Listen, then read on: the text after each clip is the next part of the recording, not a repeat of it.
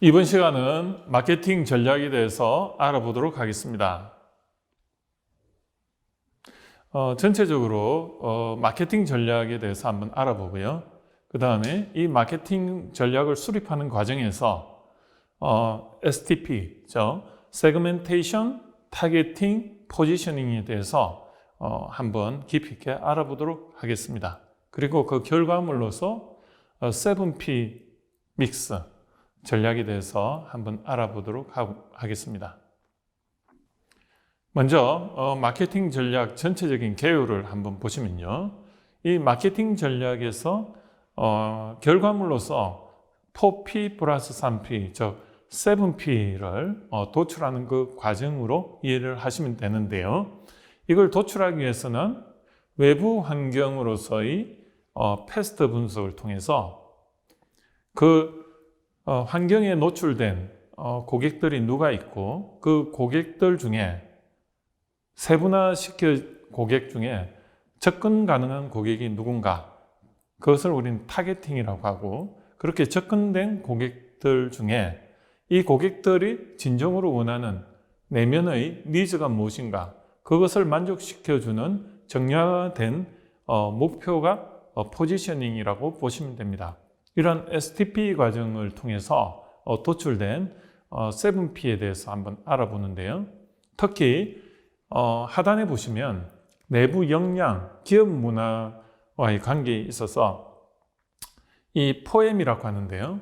사람, 기술, 자본, 마케팅 관점에서 이러한 역할들이 타겟팅할 때, 고객들을 세그멘테이션하고 그 중에 어느 고객을 선정해서 할 건가, 그 과정에서 이러한 내부 역량을 고려해서 최적화된 7P가 무엇인가를 도출하기 위해서는 반드시 이런 포엠이 고려가 되어야 됩니다. 즉, 7P는 결국은 외부 환경으로서의 기회와 내부 역량으로서의 비용적 관점에서의 어떤 역량을 총 고려해서 결국은 최적화된 결과물이 마케팅의 전략이 되는 것이고요.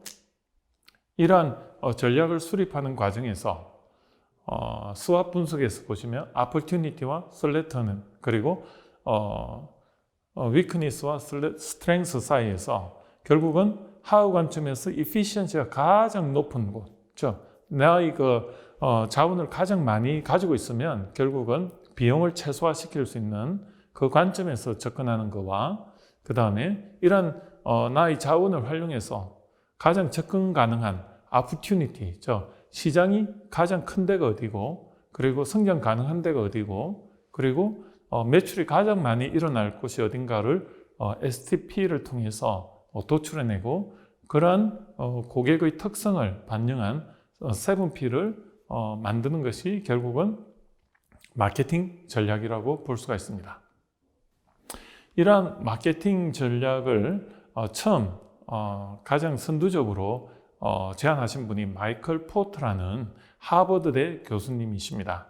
이분이 차별화 전략과 원가 우위 전략이라는 관점에서 마이클 포트의 본원적 경쟁 전략이라는 어떻게 보면 프레임을 제시를 하셨는데요.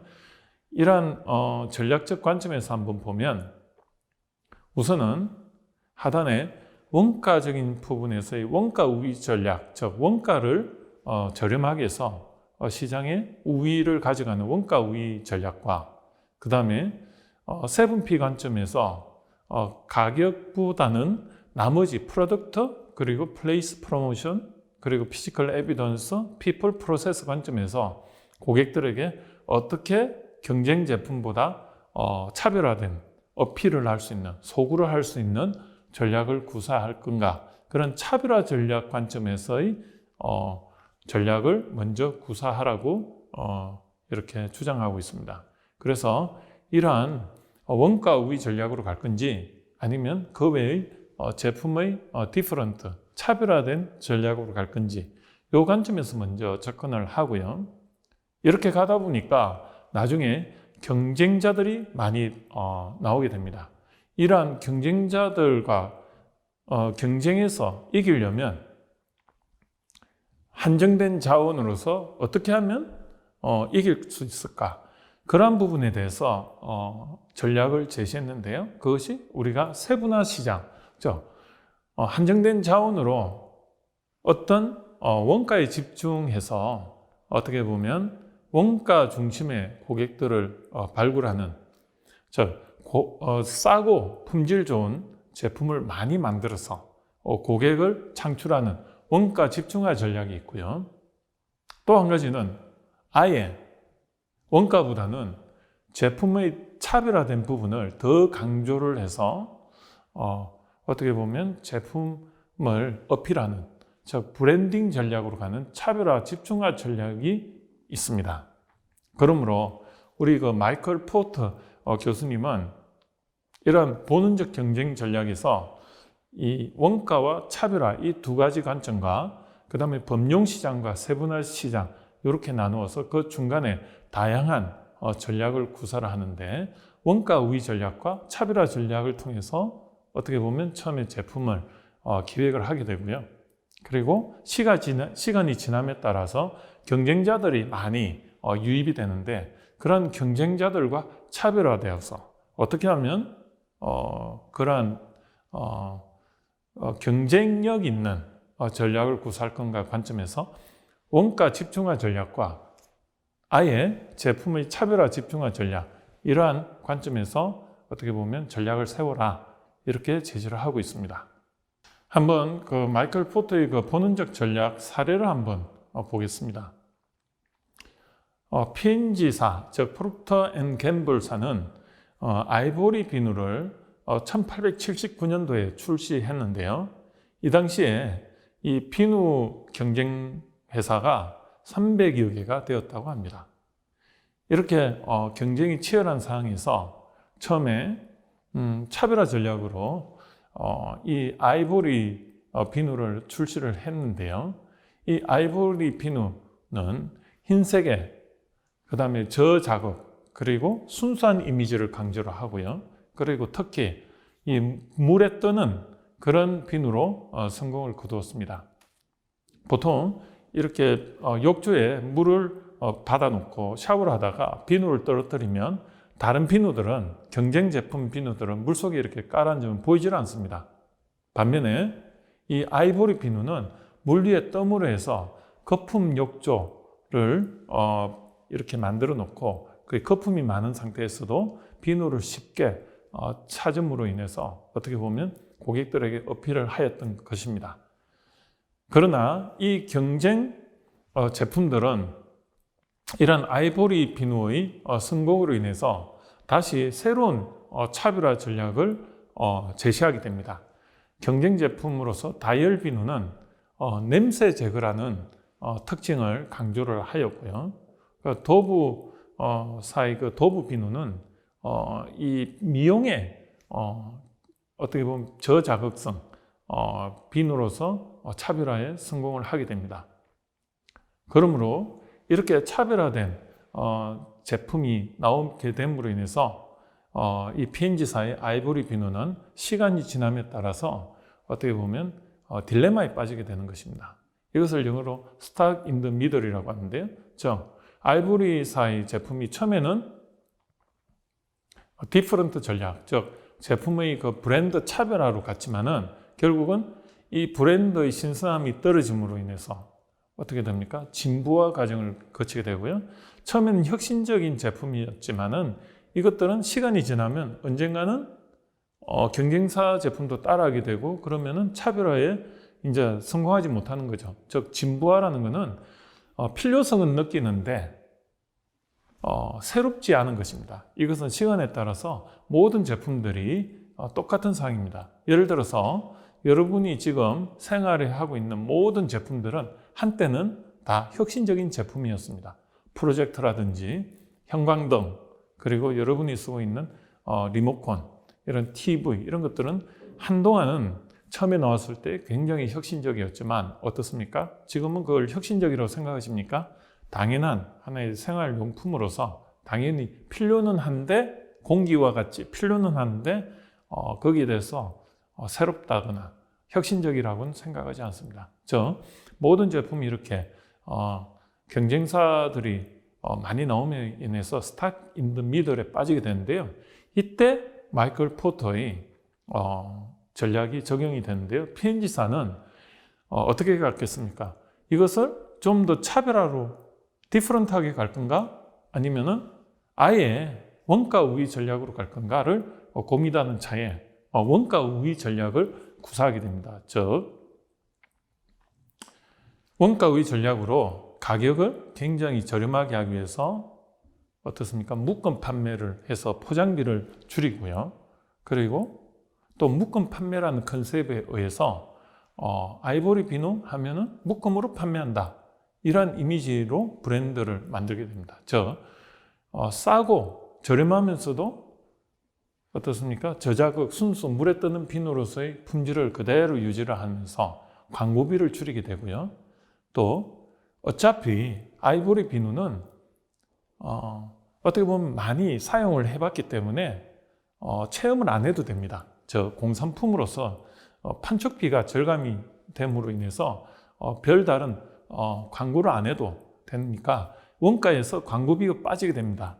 또 한 가지는 아이보리 비누를 생산하는 과정에서 물에 뜨는 특성이 있기 때문에 이것을 더 강화를 시킵니다.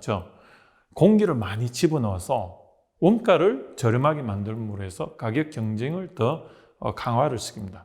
이러한 P&G사는 원가 우위 전략을 통해서 대성공을 거두고요. 지금도 아이보리 비누하면 이런 저렴한 이미지에 그러면서 품질이 좋은 원가 대비 가격 품질력이 좋은 이런 이미지로 현재까지 장수를 하는 모델로 나와 있습니다. 마이클 포터의 그 본원적 경쟁 전략은 결국은 처음에는 원가 우위로 갈 거냐 디퍼런트로 갈 거냐 그리고 나중에 경쟁자가 나왔을 때 어떻게 할 건가에 대해서 어떻게 보면 제시하는 하나의 기본적인 전략 프레임이라고 생각이 듭니다.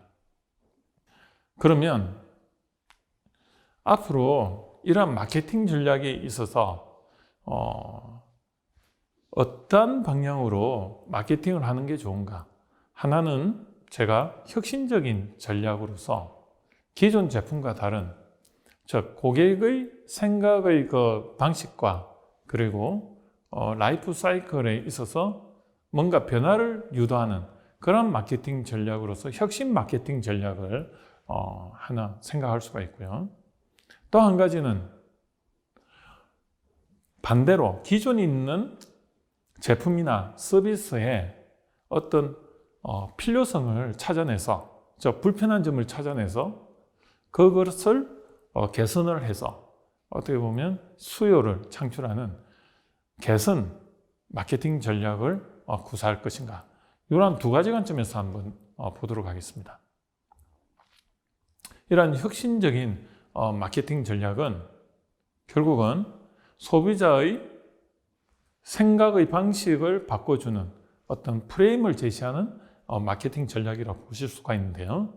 이러한 혁신적인 마케팅 전략은 결국은 7P라는 관점에서 뭔가를 새롭게 도출해내는 것인데요.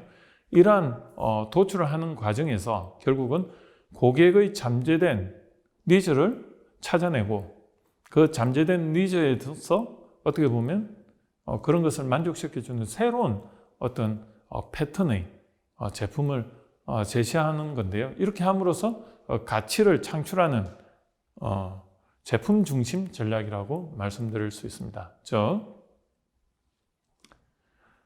생각의 습관을 변화시켜서 제품 서비스를 제공함으로 시장을 확장하는 전략을 우리는 혁신 마케팅 전략이라고 말씀드릴 수가 있는 것입니다.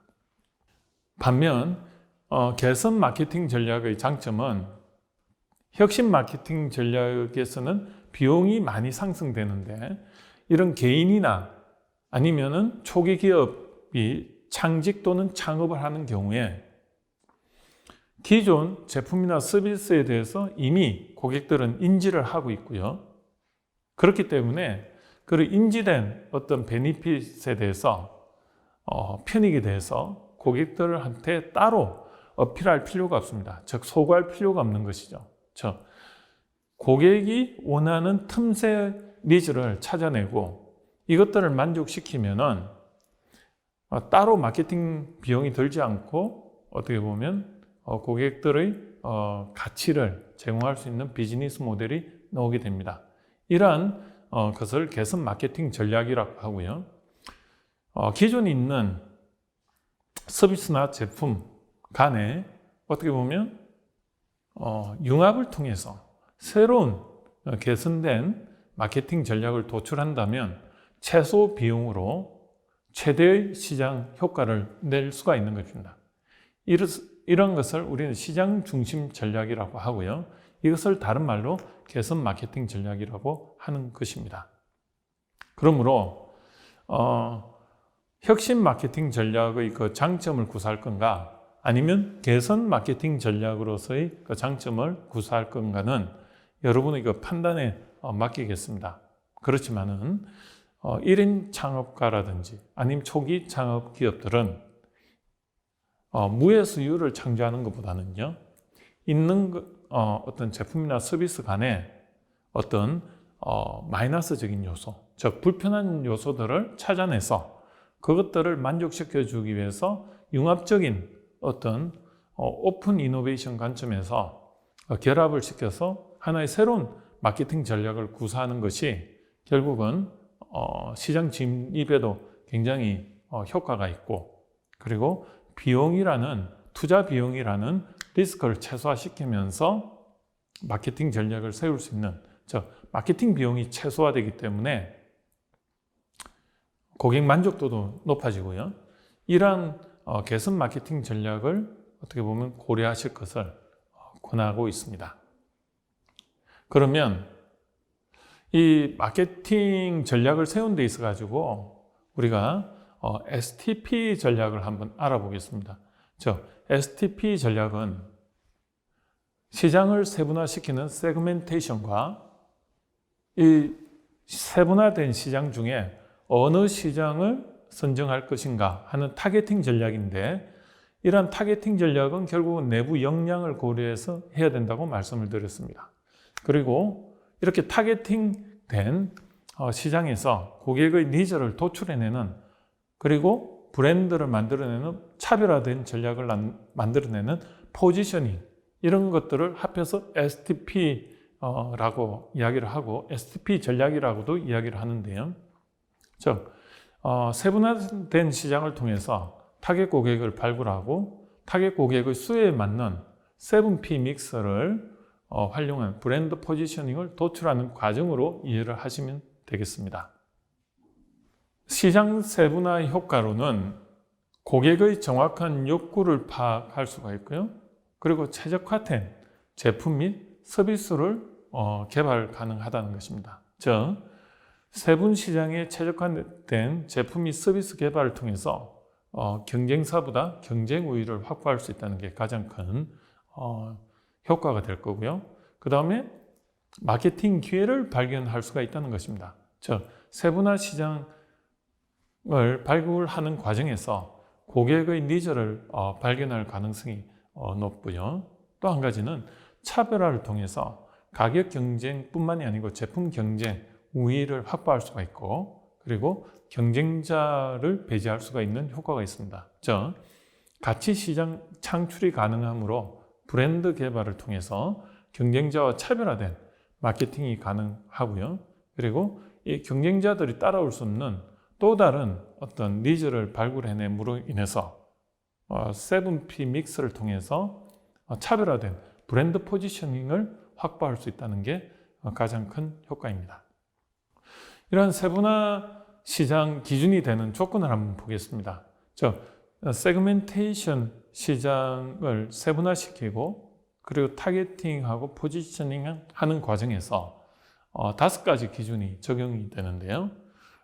우리는 이것을 특정 가능성이 높은 measurability, 그리고 accessibility, 그리고 이건 accessibility는 접근 가능성이죠. 그 다음에 sustainability, 지속 가능성, 그리고 actionability, 즉 실행 가능성, 그 다음으로 differentiability, 차별화 가능성이라는 5가지 관점에서 시장 세분화 기준을 말할 수가 있는데요. 이것을 앞에 자만 따서 마사드, MASAD라고 표현을 할 수가 있습니다. 이런 마사드 기준에 의해서 시장 세분화 기준을 만들어 가는 것입니다. 이런 마사드 기준에서 시장 세분화 기준을 한번 보면요. 지리적인 특성, 그리고 접근 특성, 인구 통계학적 특성, 심리적 특성, 그리고 행동적 특성, 이렇게 나눌 수가 있습니다. 시장 세분화 과정을 한번 보시면요. 세그멘테이션, 타겟팅, 포지셔닝, 이렇게 과정을 알 수가 있는데요. 이 세그멘테이션은 동일한 욕구를 가진 몇 개의 세분 시장으로 고객을 나누는 과정을 말씀드릴 수가 있습니다. 그리고 이 과정에서 마사드 기준에 의해서 어떻게 보면 아까 5가지 기준에 의해서 한번 나눌 수가 있고, 그렇게 나누어진 타겟 고객 중에 한정된 자원으로 이 포행 관점이죠. 이러한 포행 관점에서 한정된 자원을 고려해서 가장 효과적인 시장이 어딘가를 선정하는 과정이 타겟팅 과정이 되겠습니다. 그리고 이렇게 정해진 타겟 고객의 소비자의 마음에 경쟁자 대비 자사의 차별화된 특징을 찾아내서 그것을 브랜드 포지셔닝화 시켜서 인식시키는 과정을 우리는 포지셔닝이라고 합니다. 이 세그멘테이션, 타겟팅, 포지셔닝을 통해서 우리는 어떻게 보면 전략적 마케팅 전략이 완성되는 것입니다. 이 세분화 시장 과정을 한번 보시면 이 타겟 고객은 다양한 어떤 차원을 가지고 이렇게 차원을 가지고 고객들을 한번 나눌 수가 있는데요. 그렇게 해서 타겟된 고객들의 그 니즈를 이 7P 믹스로 이렇게 정량화되는 과정으로 이해를 하시면 되고요. 이렇게 7P 믹스를 다른 말로 개발 목표라고 하기도 하고 제품 사양 또는 서비스 사양이라고 하는데, 이거를 KPI라고 표현하기도 하는데, 이걸 Key Performance Index라고 또 공학적으로는 이야기를 하게 됩니다. 이것으로 마케팅의 전략적 내용에 대해서 알아보았습니다.